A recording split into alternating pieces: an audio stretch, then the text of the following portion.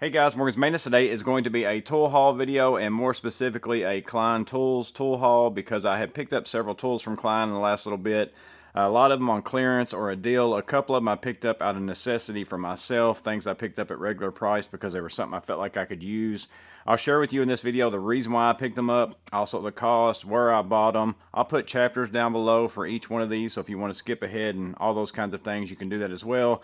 Again, this is a tool haul, not a full-blown review. If you'd like a review for any of these more specifically, you can drop that in the comments below, and I'll try to do that as well. But let's go ahead and jump into all these tools from Klein. So the first tool that I picked up is a pocket screwdriver from Klein. Now I have multiple versions of pocket screwdrivers from Klein. I like to carry the 4-in-1 a lot. I've got those in most of my bags. I ended up getting this one on Amazon for, I think it was $16, and the part number on this is 32614. It is the pocket 4-in-1 electronic screwdriver, easy carry, concealable tip. There's the sizes that come with it. You get the 00, the 0, the 3/32, and then the 1/8 inch slotted. And I picked this up for a specific reason. I wear my Atlas 1824 tool vest on service calls. And, you know, I was just hanging a towel bar the other day, and I haven't had a little pocket screwdriver in one of my pockets yet. And I was looking for one that wasn't so pokey, because, you know, you get into these kind of screwdrivers, whether you're using a universal one or not, you've always got that blade exposed. You stick them in your pockets, they poke your pockets, stuff like that. So I decided to pick up this one because it's got a little bit of a unique feature. It's still your 4-in-1, so you get 4 sizes. Again, there's one of your slotteds, one of your Phillips, and that's how it's broke down. It's not 2 slotteds on one side. It's your 2 biggers, your bigger slotted, your bigger Phillips, so that would be your 1/8 inch and your 0. And then on the other side of it, if you flip it around, you've got that 00, and then you've got that 3/32 right there. So, but the neat thing about this one is you've got long reach kind of, so it's a little bit longer pocket screwdriver in comparison to some of the other ones. You still get that spinning top. You get a pocket clip on it here. That's something that you don't get on a lot of them as well. But the neat thing about this one in particular is you can also make it kind of a little bit stubbier by flipping it around this way. So it's a little bit smaller screwdriver. And again, you can swap the tips from whichever end that you want to. But the thing that I like most about this is you can take this right here when you're not using it and slide this down. It covers up your little pointy tip there, as long as you got that short side in, so you can put that in your pocket. You no longer have the poking aspect of it right there. So I decided to pick this one up again for that specific reason, to be a shirt pocket or a vest pocket, small thermostat type screwdriver. I install towel bars and stuff like that a lot, and a lot of times I end up needing, you know, this size slotted or this size Phillips for set screws, things like that. It also has, you know, you could use that as a nut driver. I'm not sure what the size is. I'm going to guess that it's the 3.5 millimeter or something like that, 4 millimeter, whatever it is that Klein uses for their sizes. It doesn't say on the packaging what that is. So, but that's the first tool I picked up. And again, I picked this one up out of a need. I was looking for a pocket screwdriver, one with a clip, and then also I was trying to find one that wouldn't poke in the bottom of my pocket. And to me, this fills all those things up. So I'm really glad that I picked it up. So next up on the list, and I made a short about this one as far as the deal that Lowe's was having, and I was in my Lowe's today, and the tag is still up there, so I don't know how long the sale's going on for, but these are the Klein Extra Capacity Adjustable Wrenches. It's the 3-piece set D5073. Comes with a 10-inch, 8-inch, and then also a 6-inch wrench. So if we get these out of the package here, you get 3 total wrenches. I got these on sale. The normal price for these are $40. I got them for $26.98. So $27 to get 3 wrenches. You're looking at, you know, $9 a piece. That's not too bad. Are they probably the most quality wrenches that you're ever going to own? Probably not, but it gets you into the game of having yourself a whole entire set of adjustable wrenches, all the way up from the 10-inch size to the 6-inch size. And the 6-inch size says it goes to 15/16. The 8-inch goes to 1 1/8 inch, and then the 10-inch says it goes to 1 5/16 inch. That's your max capacity on those. So if we just look at them again at face value, not going to be a complete review. What do I think about them? The grips are kind of nice. They are that bright orange. I'm not a huge fan of that, but I know some people are. They are kind of, it's nice to have a grip. I love the Milwaukee wrenches, the way that they work, but they're just slick. They clean easy, obviously, but you don't have a lot of grip with these right here. But if we look at the Klein, I'm going to go ahead and we'll get out this 8-inch one here. It spins really nice, pretty quick. You can spin that extremely fast. get that where you want it to be at. As far as what I think about it, as far as the wrench itself in comparison to like the Milwaukee and the Baco, those are the two that I'm currently running.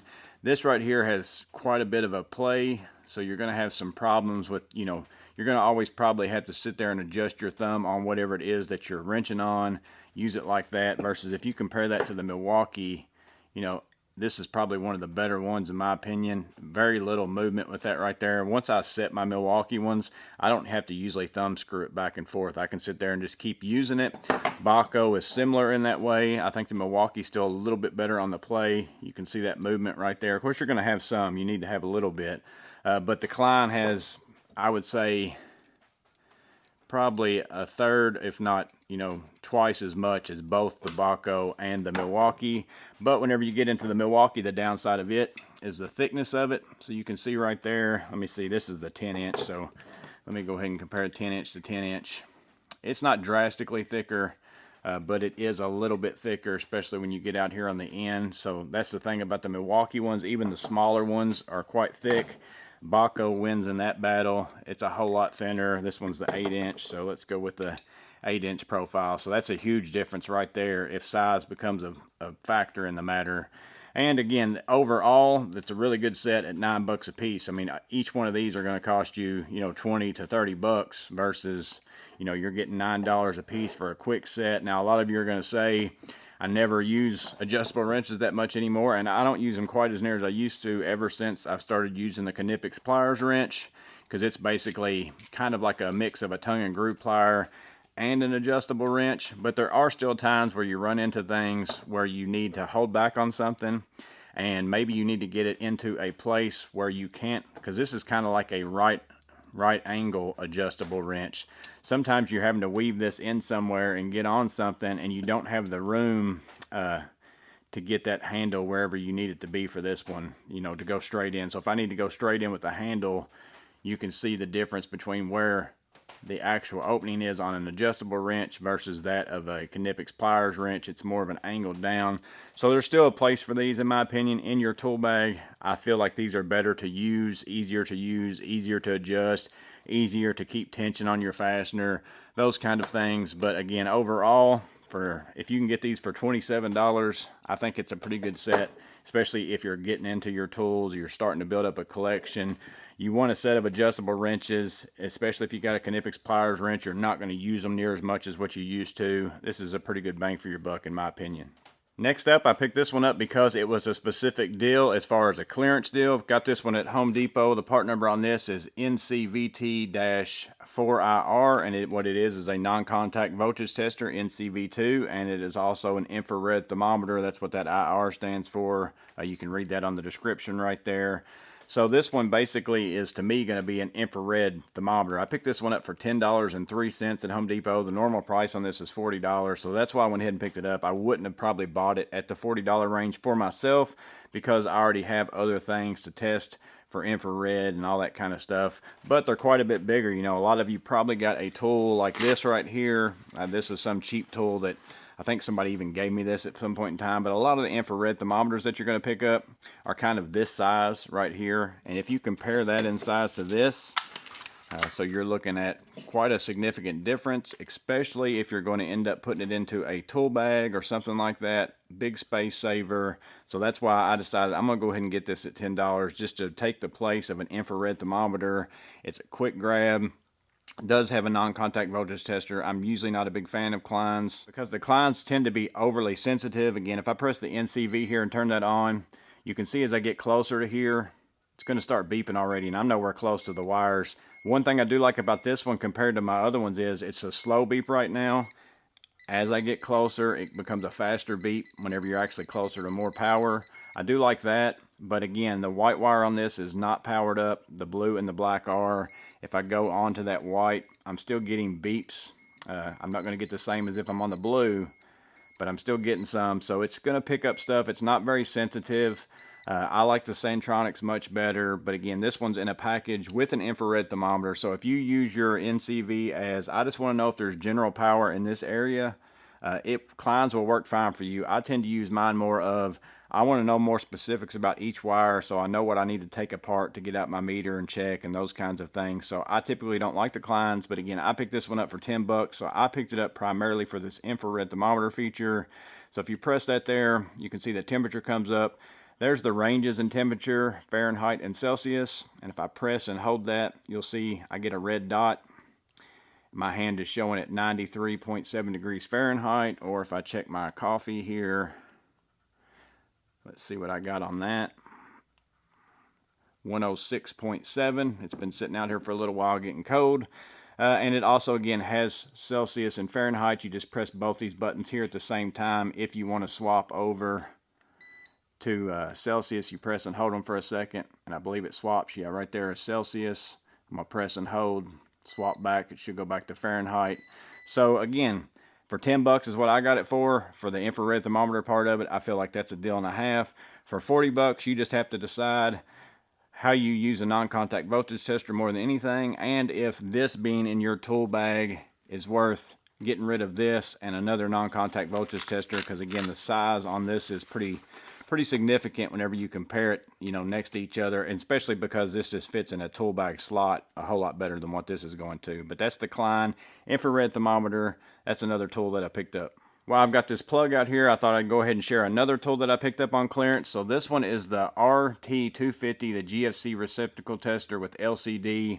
I picked this one up at Home Depot as well on clearance for $5.53. Normal price is $21.97. I bought one at normal price. That's the one that I currently use. So I don't even need to take this one out of the package. Because I really love this thing, and I saw that for $5. I thought I'm going to buy another one because I keep one in my truck, but there might be a time where I set up a bag that's just specific for going in and diagnosing electrical stuff, and I could throw this like in a small pocket, and then that way, if I take in my other tool bags, I can grab the one out of my truck and leave one in a bag. I mean, for $5, I was going to buy it all day long. And the things that I love about this one is you can turn it on to use it here by pressing this power button. It's got that LCD screen. It's simple to use. It's got open hot. It's got your numbers up there. But you can take it, plug it into the receptacle. And right now I'm getting that green mark. And I'm also getting, let's see what we got, 119 volts. You're showing correct right there. Very easy to read. If you've got something that's not correct, it tells you open hot, open ground, reversed, you know, neutral, those kinds of things. But the biggest thing I like about this one more than anything is right now, currently, you can't see that screen. You wouldn't have an idea. So if your receptacles are in upside down and you can't see, or maybe the receptacle is back in somewhere, you can get that in and plug it in, but it's behind some furniture and you don't want to move the furniture out. Whenever you go and you pull this out of the tester, it keeps all those readings on there for a little bit of time. We'll see how long here. I'll just leave it on there, and then you can go back and reset it by pressing that button if you don't wait long enough. But see, it just cleared itself out. So you do have to be careful if you're checking a bunch real fast and you pull it out. You do got to make sure you hit that reset button. But that feature right there alone has been, you know, phenomenal. Just being able to, because now I can take this, put that in somewhere that I can't see that screen. I can read those, but it allows me to pull this out now, see that, take a picture of it with my phone to send to the customer, you know, all those kinds of things. This has by far become my favorite tester as far as a receptacle tester, just because of that feature right there alone. And the last thing that I picked up from Klein, and these were at regular price as well, are their lightweight knee sleeves. So they're basically knee pads, kind of in a compression sleeve type thing. These run you about 20 bucks at Lowe's. I'm sure you can get them other places, probably Amazon as well. I bought the large, extra large. They fit me perfectly. They also, I think, have a medium and a large, and they have a heavy duty version that's $40 that has like hard plastic over the knee pad part, because this is kind of just like a soft knee pad. And I ended up buying these because I mentioned in a project video that I didn't like wearing like regular knee pads when I'm doing floor work, but then also getting up and down, climbing up and down a ladder, because I don't like how regular knee pads like up here catch on the ladder rungs and stuff like that. And in fact, Mike Butta, he even mentioned, hey, you should try these out. After I had already bought these, he watched that project video and I mentioned not wearing knee pads, and he said you might would want to try these. But unbeknownst to him, I'd already bought them and been wearing them for 3 days, and I absolutely love them. And for 20 bucks, I don't have any idea on the longevity of them. I've already washed them once. I've worn them about 3 times. all day long, and they still fit. They're going on and off tight and all those kinds of things. This is holding up well. And the thing I like about these are, I mean, I can wear them with shorts, but I also can wear them under my pants, and then it makes it to where you can't really see them all that well. Nobody can just tell that you're wearing these big bulky knee pad type things. But you could also wear them over top of your pants as well to protect your pants. Maybe you've got expensive work pants, and these would save the knees of those and protect your knees, give yourself a little bit of cushion. Again, it's not a huge amount of cushion, but it's just enough. I was crawling around in that attic for 2 or 3 days doing some electrical, and every time I was placing my knees on those ceiling joists, man, it was hurting. I would get some pressure points and stuff like that, and the days that I wore these, it was just like I was crawling around on, you know, carpet or something like that. It was a night and day difference. And again, for 20 bucks, even if they only last me 2 or 3 jobs and I have to replace them, 20 bucks is a little amount to lose for the amount of comfort that these gave me. So I'm so glad that I picked these up. I don't know how many of you have had these, but let me know in the comments below if you've had them for a long time, how long you typically get out of them. I'm kind of curious about that, and that would probably help some people down below. But these knee pads are the last thing from Klein Tools that I picked up. But yeah, guys, that's my tool haul from Klein Tools. Some of them are clearance deals. Some of them are kind of just deals of the Labor Day type stuff. Some of them are just tools that I needed. I felt like I needed and wanted to try out. I really like all of them for the price that I got them for anyways. There's not really a lot of complaints about them. Again, they're not maybe the best ones of each one in the world. The non-contact voltage tester, the adjustable wrenches, they might not be the best ones in the world, but for the price that I got them at, I feel like they're a pretty good price. Now, if you have to get them at regular price, you'd have to make that decision for yourself. But that's what I ended up picking up. Let me know if you have any of these, if you've been running any of them, how well you like them, all those kinds of things, not just for me, but for the people reading the comments below. If they're wanting to check out these tools, let them get some feedback from some other people besides just me. Let us know that in the comments below. But as always, I hope this video was interesting and helpful. You guys stay safe. Have a blessed day. See you on the next video.